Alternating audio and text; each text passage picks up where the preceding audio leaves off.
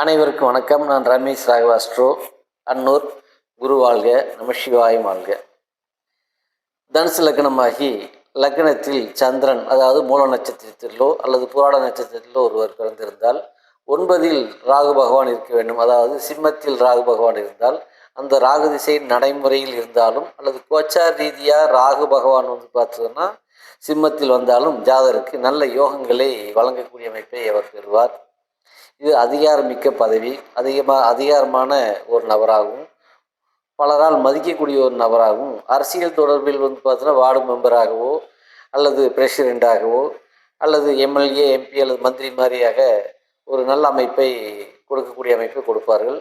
அதே போல் லக்னத்திற்கு 9ல் ராகு எந்த லக்னமாக இருந்தாலும் லக்னத்திற்கு 9ல் இருந்தாலும் அல்லது சந்திரா லக்னத்துக்கு 9ல் இருந்தாலும் சரி ராகு பகவான் ஒருவருக்கு நல்ல யோகங்களை வழங்கி கொண்டிருக்கிறார் என்பதை நம் அனுபவத்தில் பார்க்க வேண்டியிருக்கிறது.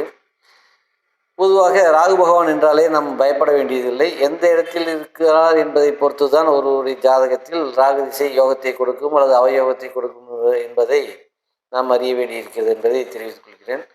நன்றி, வணக்கம்.